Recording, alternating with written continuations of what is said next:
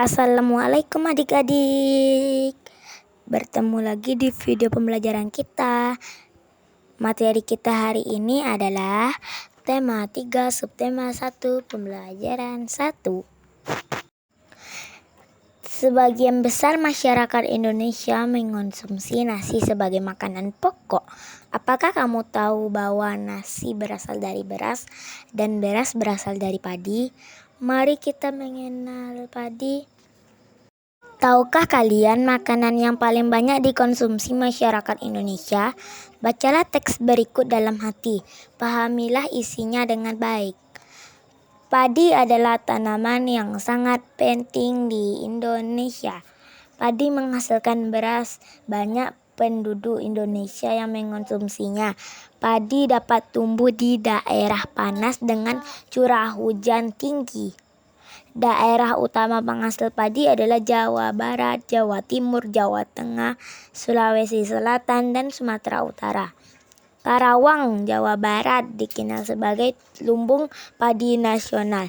Pertumbuhan padi dibagi menjadi 3 tahap besar.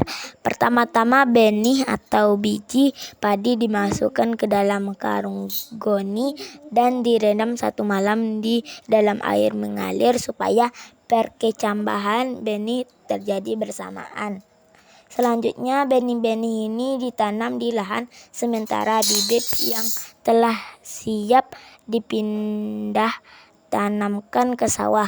Biji atau benih tadi akan tumbuh berkecambah hingga muncul ke permukaan. Bakal akar dan tunas menonjol keluar, lalu batangnya memanjang.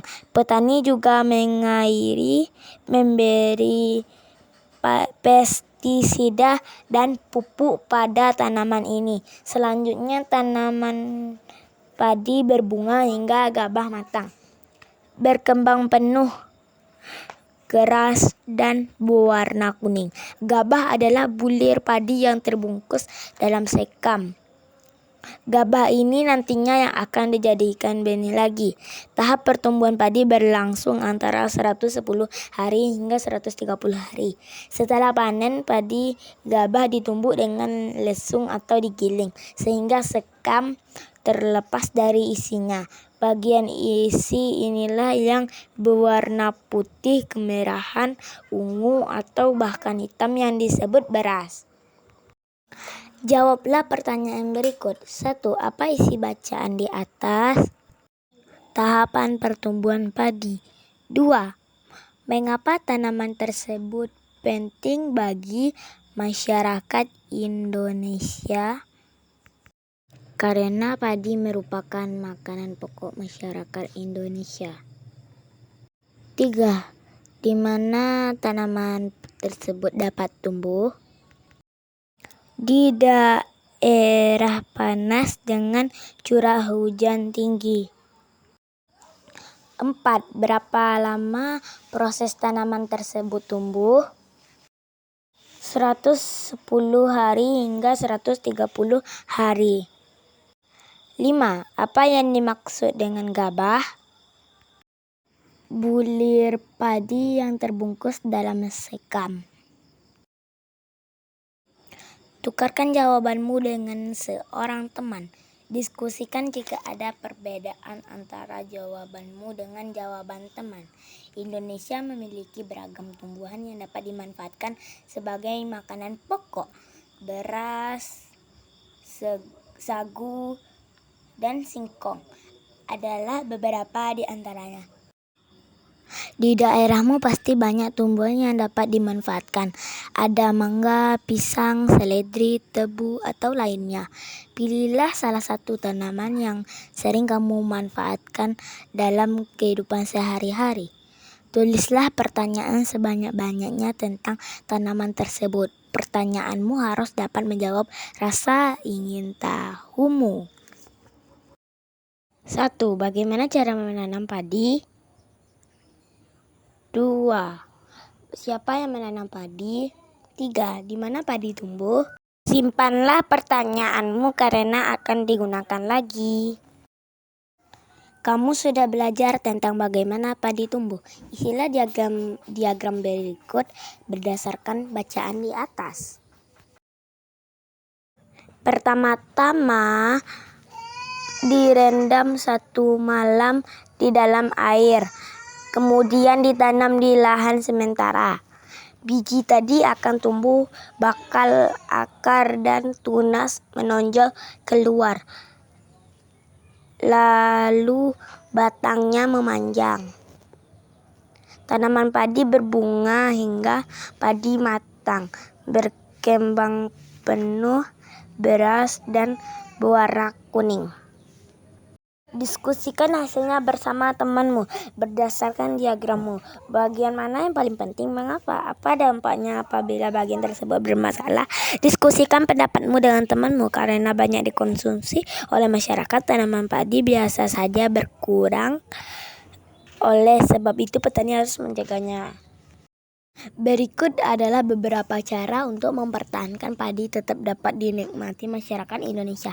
1. Menjaga bibit agar dapat ditanam kembali. 2. Menjaga lahan pertanian, jangan sampai lahan digunakan untuk kebutuhan lainnya, misalnya dijadikan untuk mendirikan bangunan.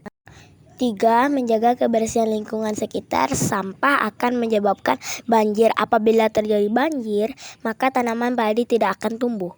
4. Saluran air dijaga agar tetap mengalir. 5. Penggunaan beras yang tidak berlebihan. Jumlah penduduk yang meningkat akan meningkatkan kebutuhan yang besar terhadap padi. Penggunaan beras sesuai kebutuhan akan sangat membantu. Berdasarkan penjelasan di atas, tulislah pertanyaan sebanyak-banyaknya tentang bagaimana melestarikan tanaman yang kamu pilih. Selain itu, tulislah juga pertanyaan mengenai bagaimana menjaga keseimbangan agar tanaman tersebut tidak habis. Tambahkan pertanyaanmu ke dalam daftar pertanyaan sebelumnya. Tulis sedikitnya 5 pertanyaan tentang gambar. 1. Apa saja jenis pekerjaan yang ada di daerah pantai? 2. Mengapa penduduk daerah pantai banyak menjadi nelayan? 3. Mengapa di daerah pegunungan banyak penduduk bekerja pada perkebunan? 4. Apa saja pekerjaan yang banyak dilakukan penduduk di daerah pegunungan? 5. Mengapa di dataran rendah banyak terdapat lahan persawahan? Diskusikan pertanyaan dan hasil pengamatan dengan temanmu. Tulis perbedaan yang kamu temukan dari ketiga tempat tersebut. Bacalah teks berikut dan isilah tabelnya. Pantai. Pantai adalah daerah yang berbatasan langsung dengan laut. Pantai ada yang landai dan ada pula yang terjal. Pantai landai biasanya digunakan untuk objek wisata. Dataran tinggi. Dataran tinggi adalah permukaan bumi yang ketinggiannya 500 meter di atas permukaan laut. Dataran tinggi biasanya dimanfaatkan untuk peristirahatan, objek wisata, dan usaha perkebunan. Dataran rendah. Dataran rendah adalah permukaan bumi yang datar dengan ketinggian kurang dari 200 meter dari atas permukaan laut.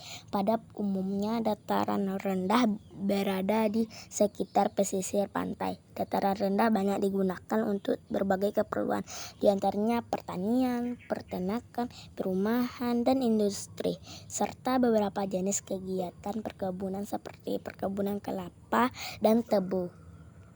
1. Pantai. Lokasi berbatasan langsung dengan laut. Ciri-ciri ada yang pantai landai, ada pantai yang terjal. Cuaca panas dan kering. Sumber daya alam: ikan, rumput laut, ikerang, cumi-cumi, gurita, garam. Manfaat untuk mencari ikan dan objek wisata.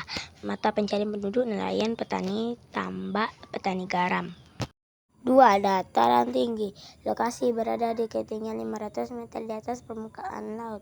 Ciri-ciri: memiliki kelembapan udara dan kelembapan tanah yang tinggi, udaranya sejuk. Sumber daya alam: kopi, teh, sayuran, hingga kentang.